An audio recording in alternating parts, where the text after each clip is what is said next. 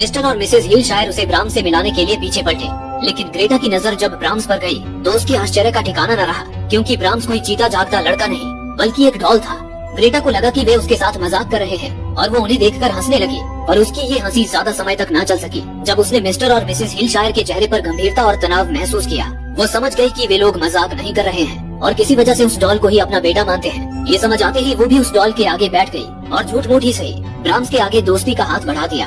इसके बाद मिसेस हिलशायर ने उसे ब्राम्स की देखभाल को लेकर निर्देश देने शुरू कर दिए। उन्होंने बताया, ब्राम्स को कहानियाँ सुनना काफी पसंद है, तो तुम्हें हर दिन 3 घंटे उसे कहानियाँ पढ़कर सुनानी है, लेकिन याद रहे कहानियाँ ऊंची और स्पष्ट आवाज में सुनानी है। इसके अलावा ब्राम्स को म्यूजिक से बहुत प्यार है, वो इसे आमतौर पर तेज आवाज में सुनना ज्यादा पसंद करता है, तो तुम्हें इन सभी बातों का खास ख्याल रखना है। मिसेस हिलशायर ने आगे बताया, ब्राम्स आपसे पहले भी आई कई केयर टेकर्स को रिजेक्ट कर चुका है, पर कोई भी आपकी जितनी सुंदर नहीं थी, तो उम्मीद है कि वो आपको अपना लेगा। मिसेस हिलशायर जहाँ अपनी ही बातों में तल्लीन थी, वहीं ग्रेटा का मन इस नाटक से उचाट हो रहा था। आगे के निर्देश देते हुए मिस्टर हिलशायर ने बताना शुरू किया, हमारे घर में खाना फेंका नहीं जाता बल्कि रेफ्रिजरेटर में रखा जाता है। ये घर शहर से दूर में होने के कारण यहाँ चूहों की काफी समस्या है। ऐसे में खाना बाहर फेंकना मतलब चूहों को न्योता देने जैसा है। इसके बाद वो उसे बाहर बगीचे में ले गए और बताया, हमने चूहों को पकड़ने के लिए बगीचे में ट्रैप्स लगा रखे हैं, क्योंकि वे दीवारों के बीच घुस जाते हैं और ब्राम्स को चूहों से सख्त नफरत है। इसके बाद वे ग्रेटा की तरफ मुड़े और बड़ी ही उदासी भरी आवाज में उससे कहा, मैं जानता हूँ कि इस वक्त तुम्हें कैसा महसूस हो रहा है। मिस ग्रेटा, तुम्हें लग रहा होगा कि ये दोनों बूढ़े सटिया गए हैं, लेकिन मैं तुम्हें बताना चाहता हूँ कि जैसा तुम्हें बाहर से नजर आ रहा है, हकीकत उससे बहुत अलग है। हमारा बेटा अब भी हमारे साथ है। क्या तुम समझ पा रही हो मिस ग्रेटा? ग्रेटा ने मुस्कुराकर हाँ में सिर हिलाया। कुछ समय बाद ग्रेटा ब्राम्स के कमरे के बाहर खड़ी हिलशायर्स को डॉल के साथ बातें करते हुए सुन रही थी। पहले उन्होंने भगवान से सबके लिए प्रार्थनाएं की और फिर ब्राम्स को अच्छे से पेश आने के लिए सराहा। इसके बाद उन्होंने ग्रेटा से कहा कि वो बाहर उनका इंतजार करें, उन्हें अभी ब्राम्स से अकेले में कुछ बात करनी है। ग्रेटा के बाहर जाते ही उन्होंने कमरे का दरवाजा बंद कर दिया। ग्रेटा कमरे के बाहर उनका इंतजार करने लगी। बीच बीच में उसे मिसेस हिलशायर की बेहद धुंधली आवाज सुनाई दे रही थी, जो ब्राम्स से कुछ पूछ रही थी। ग्रेटा को ये सब काफी अजीब और फनी लग रहा था। तभी उसे लगा कि उसे कमरे से किसी बच्चे की भी आवाज सुनाई दी, लेकिन आवाज काफी धुंधली होने के कारण ग्रेटा यकीन से नहीं कह सकती थी। हो सकता है वो मिस्टर या मिसेस हिलशायर में से ही किसी की हो। अगले ही पल कमरे का दरवाजा खुला और दोनों पति पत्नी बाहर आए। मिसेस हिलशायर ने ग्रेटा को गले लगाया और बताया कि ब्राम्स ने ग्रेटा को उसकी केयर टेकर के तौर पर चुन लिया है। ग्रेटा जब अपने कमरे में लौटी तो उसने वहाँ के टेलीफोन से अपनी बहन सैंडी को फोन लगाया। उसने उसे बताया, यहाँ कुछ तो बहुत अजीब है। एक आलीशान बंगला जिसके आसपास कोई रहने वाला नहीं, बिल्कुल एकांत। खिड़कियाँ हैं लेकिन उन्हें खोला नहीं जा सकता, ना कोई सिग्नल ना सेल सर्विस। बचा हुआ खाना फेंकने के बजाय प्रिजर्व किया जाता है। इन सबसे आश्चर्यजनक है कि बेजान डॉल को इंसान जैसे ट्रीट किए जाना, उसे रोज तेज आवाज में कहानियां पढ़कर सुनाना, उसके लिए हाई वॉल्यूम पर म्यूजिक बजाना, जैसे पास बैठी डॉल को नहीं बल्कि पूरे महल भर को सुनाना हो। सैंडी को भी ये बात अजीब तो लग रही थी, लेकिन फिर उसने ग्रेटा को समझाया कि कुछ ही दिनों की बात है। एक बार ग्रेटा के पास कुछ पैसे आ जाएं, तो वो उन पैसों से एक नई जिंदगी शुरू कर सकती है। इसके बाद सैंडी ने उसे बताया कि ग्रेटा का एक्स बॉयफ्रेंड कोल वहाँ आया था और ग्रेटा का पता पूछ रहा था। ये सुन ग्रेटा के माथे पर परेशानी की लकीरें झलकने लगी। दरअसल उसने हाल ही में कोल के साथ ब्रेकअप किया था, क्योंकि कोल ग्रेटा को मारता पीटता था। हालांकि ग्रेटा चुपचाप ये अत्याचार सहन कर रही थी, इस उम्मीद में कि कोल सुधर जाएगा, लेकिन हद तब पार हुई जब उसके मारपीट की वजह से प्रेग्नेंट ग्रेटा का मिसकैरेज हो गया। इसके बाद ग्रेटा ने उससे सारे रिश्ते तोड़ डाले, लेकिन कोल इतनी आसानी से उसका पीछा नहीं छोड़ने वाला था। यही वजह थी कि ग्रेटा अमेरिका से इतनी दूर इंग्लैंड में जॉब के लिए आई थी। सैंडी ने बताया कि उसने कोल को ग्रेटा का पता नहीं बताया, इसलिए ग्रेटा को फिक्र करने की जरूरत नहीं है। अगली सुबह जब ग्रेटा की नींद खुली तो उसे ब्राम्स के कमरे से मिसेस हिलशायर की आवाजें आ रही थी। वहाँ पहुंचकर उसने देखा कि कमरे का सामान बिखरा पड़ा था और मिसेस हिलशायर ब्राम्स को डांट रही थी।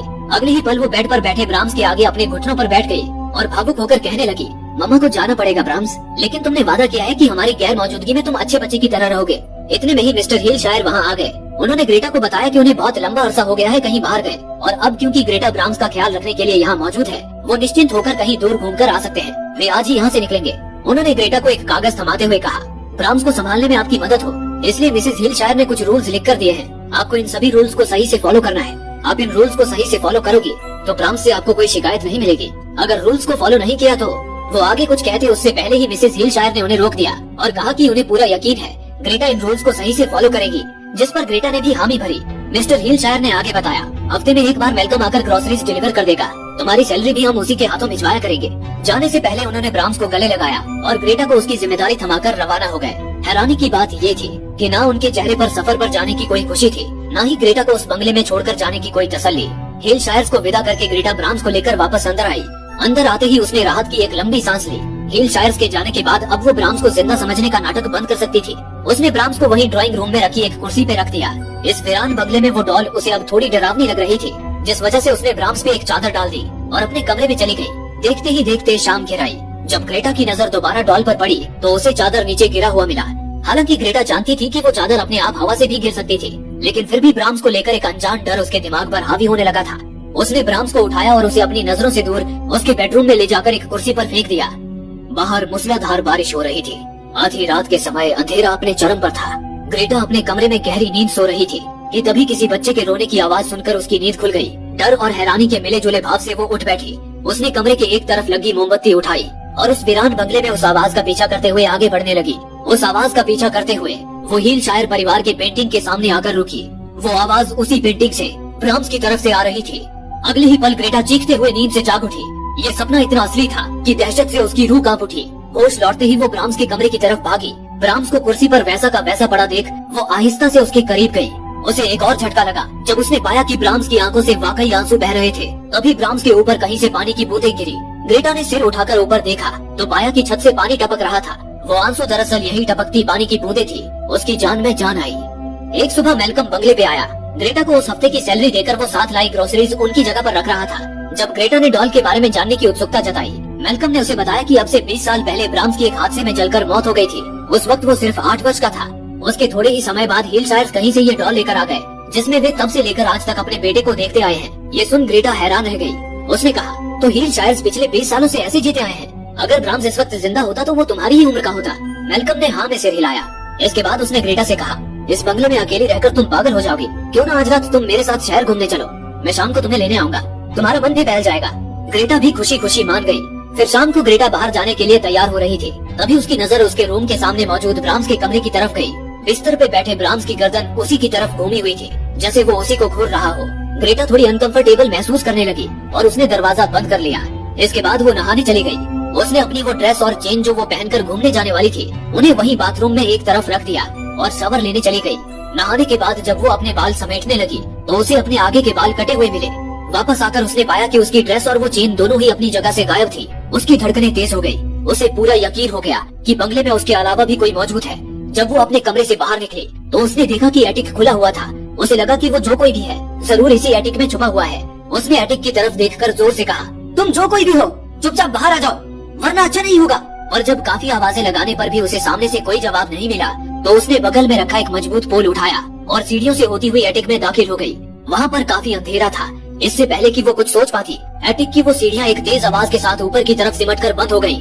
डर के मारे उसकी जान हलक में अटक गई। उसने उन सीढ़ियों को खोलने की कोशिश की, लेकिन कोई फायदा नहीं हुआ। चारों तरफ नजरें दौड़ाने पर उसे एक छोटा सा वेंटिलेटर दिखा। उसने जब उस वेंटिलेटर से बाहर देखा तो पाया कि मेलकम उसे लेने आ चुका था। उसने मेलकम को बहुत आवाजें लगाई, लेकिन बाहर तेज बहती हवा के कारण उसकी आवाज मेलकम तक पहुंच नहीं पाई। उसने उस पोल से उस वेंटिलेटर को तोड़ने की भी कोशिश की, पर कोई फायदा नहीं हुआ। पोल 2 हिस्सों में टूट गया। दूसरी ओर मेलकम भी डोरबेल बजाकर थक चुका था। जब अंदर से ग्रेटा का कोई जवाब नहीं मिला तो मेलकम वापस लौट गया। ग्रेटा बेबस होकर बस देखती रह गई। फिर वो वहाँ से बाहर निकलने का कोई और रास्ता ढूंढने लगी कि तभी अचानक सामने उसे किसी का साया नजर आया और वो बुरी तरह चीख पड़ी। दहशत से वो वहीं गिरकर बेहोश हो गई। अगली सुबह जब ग्रेटा की नींद खुली तो उसने पाया कि रात में दिखा वो डरावना साया दरअसल एक टंगा हुआ शर्ट था। ये देखकर उसे थोड़ी राहत मिली। उसने एटिक के दूसरे कोने में छानबीन शुरू की। तभी उसे ब्राह्म्स के बचपन की एक एल्बम मिली। वो उस एल्बम को देख ही रही थी कि अचानक एटिक से होती सीढ़ियाँ अपने आप खुल गयी और वो नीचे उतर गयी। नीचे आकर उसने पहले मेलकम को फोन लगाकर बुला लिया। मेलकम जब वहाँ पहुँचा तो ग्रेटा ने उसे सारी बात बताई। मेलकम ने पूरे बंगले की जांच की और उसे वहाँ किसी के होने का कोई सुराग नहीं मिला। जैसे ही वो उन सीढ़ियों की तरफ बढ़ा वो अपने आप बंद हो गई, जिसे देख मेलकम ने कहा, इन पुरानी हो चुकी सीढ़ियों में शायद कुछ खराबी आ गई है। रात को भी ये अपने आप ही खुली और बंद हुई होंगी, क्योंकि चारों ओर से बंद इस बंगले में किसी का घुस पाना नामुमकिन लगता है। और रही बात तुम्हारे ड्रेस और चेन की, तो मुझे लगता है तुमने उन्हें कहीं दूसरी जगह रखा होगा और भूल गई होगी। हालांकि ग्रेटा को यकीन था कि उसके अलावा भी कोई तो है इस घर में जिसने कल रात उसकी ड्रेस चुराई थी। ग्रेटा की तसल्ली के लिए मेलकम ने कुछ समय उसके साथ वहीं ठहरने का फैसला किया। समय काटने के लिए वे दोनों स्नूकर खेलने लगे। तब ग्रेटा ने मेलकम से पूछा, ब्राह्म्स जब जिंदा था तो वो कैसा था? जवाब में मेलकम ने बताया, यकीन से तो मैं भी नहीं कह सकता। कुछ लोग कहते हैं कि वो बहुत प्यारा लड़का था, लेकिन कुछ लोगों का कहना है कि वो अजीब था, पूरा सनकी। हालांकि असली सच किसी को नहीं पता। उनकी ये बातें ब्राह्म्स के कमरे तक पहुंच रही थी। थोड़ी देर और रुकने के बाद मेलकम ने ग्रेटा से विदा ली। फिर उसी रात जब ग्रेटा ब्रश कर रही थी तभी एक साया उसके पीछे से गुजरा। ग्रेटा उस साये का पीछा करते हुए ब्राह्म्स के कमरे तक आ पहुंची। उसने देखा कि ब्राह्म्स के कमरे का सारा सामान बिखरा पड़ा था और ब्राह्म्स बेड पे पड़ा उसी की तरफ देख रहा था। ग्रेटा ने उसकी गर्दन दूसरी ओर मोड़ दी। ग्रेटा सपने से जाग उठी। वो अभी संभली ही थी कि तभी उसे दरवाजे के बाहर किसी बच्चे के हंसने की आवाज सुनाई दी। उसने जब दरवाजा खोला तो दरवाजे के सामने उसके जूते रखे हुए थे, वही जूते जो उसके यहाँ आने के पहले दिन ही किसी ने गायब कर दिए थे। उसे मिसेस हिलशायर की कही वो बात याद आई कि जूते ब्राम्स ने छुपाए होंगे। वो ब्राम्स के कमरे में गई, लेकिन कमरे में उसने जो देखा उससे उसके पैरों तले जमीन ही खिसक गई। ब्राम्स बेड पे पड़ा उसी की तरफ घूरे जा रहा था और उसके बगल में वही कागज रखा था जिसपे मिसेस हिलशायर ने रूल्स लिख कर दिए थे। वो डर और सदमे से पीछे लड़खड़ा गई। खुद को संभालते हुए वो भागकर अपने कमरे में गई और दरवाजा अंदर से लॉक कर लिया। तभी वहाँ रखे टेलीफोन की घंटी बजना शुरू हो गई। उसकी कॉल पिक करते ही एक नन्हे से बच्चे की आवाज उसके कानों में पड़ी, जिसने उसका नाम पुकारा। उसने डर से फोन रख दिया, पर वो फिर एक बार बज पड़ा। उसने डर से चीखते हुए पूछा, कौन हो तुम? तभी सामने से वही आवाज आई, ग्रेटा बाहर आ जाओ ग्रेटा, प्यारी ग्रेटा, आओ मेरे साथ खेलो। तुम रूल्स को फॉलो क्यों नहीं कर रही? इससे आगे वो सुन नहीं पाई और फोन को खुद से दूर फेंक कर चीख पड़ी, मुझे अकेला छोड़ दो। डर उस पर पूरी तरह से हावी होने लगा। कुछ समझ न आने की स्थिति में उसने अपने सिर को कसकर हाथों से जकड़ लिया। तभी अचानक कमरे के बाहर उसे किसी के कदमों की आहट सुनाई थी। एक ट्रे उसके दरवाजे के बाहर आकर रुका और धीमी सी वही मधुर आवाज फिर उसके कानों में पड़ी, मैंने तुम्हारे लिए तुम्हारा फेवरेट सैंडविच बनाया है, प्लीज बाहर आओ, मैं वादा करता हूँ मैं अच्छे से पेश आऊंगा। कुछ पल बाद हिम्मत करके जब उसने हल्के से दरवाजा खोला तो उसी ट्रे पर 2 सैंडविच रखे मिले। उसने पाया कि वो डॉल उसके ठीक सामने कमरे में बैठा उसे ही देख रहा था। उसने उस ट्रे को उठाया और ध्यान से देखने लगी। दहशत का आलम कुछ ऐसा था कि वो पागलों की तरह हंस दी। उसे यकीन हो गया कि ये डॉल सचमुच जिंदा है। वो दोबारा उस डॉल के पास गई और उसके करीब जाकर बैठ गई। उसने ब्राम्स से कहा, मुझे माफ करना ब्राम्स, मैंने तुम्हारे साथ अच्छा सुलूक नहीं किया, लेकिन अब से मैं शिद्दत से इन सारे रूल्स को फॉलो करूंगी। अगले दिन से उसने ब्राम्स का वैसे ही ख्याल रखना शुरू किया जैसे हिलशायर्स रखा करते थे। ऐसे ही एक दिन वो ब्राम्स को अपने साथ बिठाकर पियानो सिखा रही थी जब अचानक कमरे में मेलकम आ पहुंचा। वो काफी परेशान लग रहा था। बीते दिनों से ग्रेटा ना उससे कांटेक्ट कर रही थी, ना ही उसके कॉल्स रिसीव कर रही थी। उसने आते ही ग्रेटा से उसकी खैरियत पूछी। तब ग्रेटा ने उसे बीते दिनों ब्राम्स को लेकर जो भी चीजें हुई सब बताया, जिस पर पहले तो मेलकम को लगा जैसे वो उसके साथ मजाक कर रही है, और फिर ग्रेटा ब्राम्स और उसे लेकर ब्राम्स के कमरे में आ गई। उसने ब्राम्स को जमीन पे रखकर उसके चारों तरफ निशान लगा दिया।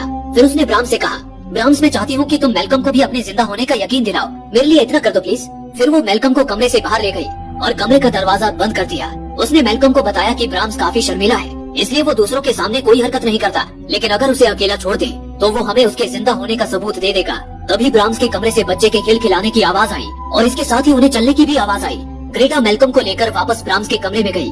जिस जगह पे उसने ब्राम्स को रखा था वो जगह खाली थी और ब्राम्स एक दूसरी ही जगह पे बैठा हुआ था। ये देख मेलकम हक्का बक्का रह गया। फिर वो दोनों बाहर आ गए। मेलकम ने ग्रेटा से पूछा, ब्राम्स आखिर है क्या, भूत या कोई आत्मा? ग्रेटा ने कहा, वो जो कुछ भी हो, मुझे तो उसमें एक मासूम बच्चा दिखाई देता है और मुझे लगता है कि किस्मत ही मुझे यहाँ लेकर आई है। ग्रेटा ने मेलकम को अपने एक्स बॉयफ्रेंड कोल और अपने मिस कैरेज के बारे में बताया और कहा, किस्मत ने मुझे ब्राम्स के रूप में एक और बच्चा दिया है जिसका मैं पूरी शिद्दत से ख्याल रखूंगी। उस रात मेलकम पैलेस में ही ठहर गया। ग्रेटा जब ब्राम्स को उसके कमरे में सुलाकर आई तो मेलकम उसे गहरी सोच में डूबा मिला। ग्रेटा ने जब उससे पूछा तो उसने उसे स्थिति की गंभीरता का एहसास दिलाते हुए कहा कि ये जगह उसके लिए सुरक्षित नहीं है, इसलिए उसे यहाँ से चले जाना चाहिए। पर ग्रेटा मानने को तैयार नहीं थी। तब मेलकम ने कहा, मुझे ये तुम्हें पहले ही बता देना चाहिए था और मैं तुम्हें डराना नहीं चाहता था। ब्राम्स की एक बचपन की दोस्त थी, एमिली क्रिप्स, जो अक्सर ही उसके घर उसके साथ खेलने आया करती थी। पर ब्राम्स के 8वें जन्मदिन पर वो ब्राम्स से मिलने अपने घर से निकली और कभी लौटकर नहीं आई। उसका मृत शरीर जंगल में मिला। पुलिस को जब खबर लगी तो वे ब्राम्स से पूछताछ करने हिलशायर्स के बंगले पे जा रहे थे, पर उनके पहुंचने पर पूरे बंगले में आग लग गई। हिलशायर्स किसी तरह बच निकले पर ब्राम्स मारा गया। ग्रेटा ने पूछा कि क्या फिर असल कातिल का पता चला, तो इस पर मेलकम ने जवाब दिया, नहीं, और मैं तुम्हें यही समझाना चाह रहा हूँ कि अगर ये ब्राम्स की आत्मा है तो मुझे नहीं लगता ये अच्छी आत्मा होगी। उनकी ये सारी बातें ब्राम्स के कमरे में सुनाई दे रही थी। हालांकि ग्रेटा ने ब्राम्स पर विश्वास जताते हुए कहा कि वो उसे चोट नहीं पहुंचाएगा। आखिर में मेलकम थक हार कर वहाँ से वापस लौट गया। अगले दिन ग्रेटा ब्राम्स के साथ अपने कामों में लगी थी जब उसे स्नूकर बोर्ड के पास किसी की आहट सुनाई थी। उसे लगा कि वहाँ मेलकम है, पर सामने उसका एक्स बॉयफ्रेंड कोल खड़ा था। ये देख वो ठगी सी खड़ी रह गई। कोल उसे अपने साथ ले जाने आया था। ग्रेटा को एक डॉल की देखभाल करते कोल को बड़ी हैरानी हुई। उसने ग्रेटा को कल ही फ्लाइट से अपने साथ वापस चलने के लिए कहा, लेकिन जब ग्रेटा तैयार नहीं हुई तो वो उस पर चलने के लिए दबाव बनाने लगा। तभी ग्रेटा से मिलने मेलकम भी आ पहुंचा। ग्रेटा ने उसका परिचय कोल से कराया। जब वो ग्रेटा से मिलकर बंगले से बाहर निकला तो उसे कोल के साथ ग्रेटा को अकेला छोड़ना सही नहीं लगा, जिस कारण वो अपनी गाड़ी में ही ठहर गया। कोल से दोबारा मिलकर ग्रेटा अतीत के सारे जख्म हरे होते महसूस कर रही थी। उसने रात में सोने से पहले ब्राम्स के डॉल से कहा कि वो यहाँ से जाना नहीं चाहती, उसे उसकी मदद की जरूरत है। देर रात जब कोल गहरी नींद में सोया था तब उसे अपने सिर पर कुछ गिरता हुआ महसूस हुआ। उनिंदा आंखों से जब उसने अपने माथे को छूकर देखा तो उसे वहाँ खून दिखा। वही कोल की चीख सुनकर ग्रेटा की नींद अचानक से खुल गई। ब्राम्स को वहाँ ना पाकर वो किसी अनहोनी की आशंका में भागती हुई कोल के पास पहुंची। कोल के कपड़ों पर मरे हुए चूहे पड़े थे और उनके खून से दीवार पर बड़े बड़े अक्षरों में गेट आउट लिखा हुआ था। ब्राम्स सामने बैठकर उनकी तरफ ही देख रहा था। ग्रेटा के वहाँ आते ही कोल उस पर बिफर पड़ा।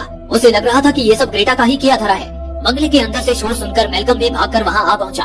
ग्रेटा और मेलकम कोल को समझाने की कोशिश करने लगे कि ये सब ब्राम्स ने किया है, लेकिन इससे कोल को और गुस्सा आ गया। गुस्से में उसने ब्राम्स को उठा लिया। ग्रेटा और मेलकम डर गए और कोल से मिन्नतें करने लगे कि वो ब्राम्स को कोई नुकसान न पहुंचाए, लेकिन अगले ही पल कोल ने ब्राम्स को एक कुर्सी पे दे मारा, जिससे उसके टुकड़े टुकड़े हो गए। अब आगे क्या होगा ये सोचकर ही ग्रेटा और मेलकम की जान हलक में आ गई। अभी अचानक कमरे की दीवारों के पीछे से तेज आवाजें आने लगी। दीवार कांपने लगी जैसे कोई गुस्से से उन पर प्रहार कर रहा हो। वो आवाजें एक आईने के पीछे आकर रुक गई। कोल उस आईने से कान लगाए दीवार के पीछे हो रही हलचल को सुनने की कोशिश करने लगा। तभी अचानक शीशा चकनाचूर होकर कमरे में बिखर गया। इस धमाके से कोल भी पीछे की तरफ उछल कर गिर पड़ा। टूटे आईने की दूसरी तरफ कोई खुफिया रास्ता जान पड़ रहा था। तभी उस खुफिया रास्ते से ग्रेटा का नाम पुकारती ब्राम्स की कोमल आवाज उनके कानों में पड़ी। अगले ही पल एक हाथ अंधेरे से बाहर आया और देखते ही देखते डॉल के ही जैसा मास्क लगाए एक भारी भरकम शरीर धीरे धीरे उस खुफिया रास्ते से बाहर आने लगा। एक और ब्राम्स उनके सामने खड़ा था। बाहर आते ही ब्राम्स कोल पर झपट पड़ा और बड़ी ही बेरहमी से उसने कोल को मौत के घाट उतार दिया। कोल की वो दर्दनाक मौत देख ग्रेटा और मेलकम का दिल दहल गया। वे दोनों अपनी जान हथेली पर लेकर वहाँ से भागे, लेकिन थोड़ा आगे जाते ही ब्राम्स एक दूसरे खुफिया रास्ते से फिर से उनके सामने आ गया। वे दोनों ऊपर की तरफ भागे और एक अंधेरे कमरे में घुस गए। ग्रेटा को उस कमरे में एक खुफिया रास्ता दिखा और वे दोनों झट से उसके अंदर घुस गए। वो रास्ता दीवारों के बीच से होकर गुजरता था। जैसे ही वे उस रास्ते के अंत में पहुँचे, उन दोनों की आंखें हैरानी से चौड़ी हो गयी। वहाँ दीवारों के बीच एक कमरा बना हुआ था जिसमें जरूरत की सारी चीजें मौजूद थी। ग्रेटा और मेलकम को समझते देर नहीं लगी। ये ब्राम्स जो उनके पीछे खड़ा है, ये असल में असली ब्राम्स है, जिसे दुनिया 20 सालों से मरा हुआ मान रही थी। वो जिंदा था और हीलशायर्स ने उसे यहाँ छुपा कर रखा था। दरअसल 20 साल पहले ब्राम्स ने उसकी दोस्त एमिली की हत्या कर दी थी। ब्राम्स को पुलिस से बचाने के लिए हीलशायर्स ने अपने ही घर में आग लगाकर ब्राम्स की मौत की झूठी खबर फैला दी और ब्राम्स को दीवारों के बीच छुपा कर रखा था। वो डॉल तो दरअसल एक छलावा था, बाहरी दुनिया को दिखाने के लिए। हीलशायर्स ने ग्रेटा को उस डॉल की नहीं बल्कि असल ब्राम्स की देखरेख के लिए यहाँ रखा था। यही वजह थी कि ग्रेटा को ऊंची आवाज में कहानियां सुनानी पड़ती थी और ऊंची आवाज में गाने बजाने पड़ते थे ताकि असली ब्राम्स उन्हें सुन सके। खाने को रेफ्रिजरेटर में रखा जाता था ताकि ब्राम्स फिर चुपके से उस खाने को अपने कमरे में ले जा सके। वो डॉल अकेले में ही अपनी जगह बदलती थी क्योंकि असली ब्राम्स उस डॉल को उसकी जगह से हिलाता था। तभी ग्रेटा के हाथ हीलशायर्स का ब्राम्स को लिखा एक लेटर लगा जिसमें उन्होंने ब्राम्स से कहा था कि वे अब कभी नहीं लौटेंगे और उसके लिए वे ग्रेटा को छोड़कर जा रहे हैं, जिस पर ब्राम्स का पूरा अधिकार है। वो लेटर पढ़ते ही ग्रेटा अपने होश गंवाने लगी। उसे एहसास होने लगा कि ब्राम्स उसके प्रति कितना खौफनाक जुनून पाले बैठा था। ब्राम्स उस पर हर वक्त नजर बनाए था और खतरनाक तरीके से उसकी तरफ आकर्षित था। तब तक मेलकम को वहाँ से बाहर निकलने का रास्ता मिल गया और वो जैसे तैसे ग्रेटा को संभाल कर वहाँ से निकाल ले गया। आखिर में वे बंगले की निचली मंजिल पर पहुँच गए और उन्हें बाहर निकलने का दरवाजा भी मिल गया, पर वो बंद था। वे दोनों उसे खोलने की कोशिश कर ही रहे थे कि तभी अचानक ब्राम्स दीवार तोड़कर वहाँ आ गया। मेलकम ग्रेटा को अकेले वहाँ से निकल जाने को कहकर खुद ब्राम्स के सामने आ खड़ा हुआ, लेकिन ब्राम्स के पागलपन के सामने वो टिक न सका। ब्राम्स ने उसके सिर पर एक के बाद एक वार करके उसे बेहोशी की हालत में पहुंचा दिया। इतने में ग्रेटा दरवाजा खोलकर वहाँ से निकलने में कामयाब हो गई। तभी उसे पीछे से ब्राम्स की आवाज सुनाई दी, वापस आओ ग्रेटा, वरना मैं इसे मार दूंगा, मैं इसे मार दूंगा जैसे मैंने बाकियों को मारा। ये सुनकर वो रुक गई। वो मेलकम को मरने के लिए वहाँ नहीं छोड़ सकती थी। हिम्मत बटोरकर वो बंगले में वापस आ गई और वहाँ रखा एक बड़ा सा लोहे का पेचकस अपने पीछे छिपा लिया। तभी ब्राम्स अचानक उसके सामने आ गया। ग्रेटा ने उसे यकीन दिलाया कि वो वापस लौट आई है और अब उसे छोड़कर कहीं नहीं जाएगी। ब्राम्स उसके पास आकर उसे शक की निगाहों से घूरने लगा, लेकिन तभी ग्रेटा ने ऊंची आवाज में उससे कहा, तुम्हारे सोने का वक्त हो गया है ब्राम्स, तुम्हें रूल्स पता है, इसी वक्त बेडरूम में चलो। उसके इस तरह से ऑर्डर देते ही ब्राम्स भी किसी छोटे बच्चे की तरह चुपचाप बेडरूम में आ गया और बेड पर लेट गया। उसने ग्रेटा से गुड नाइट किस मांगा।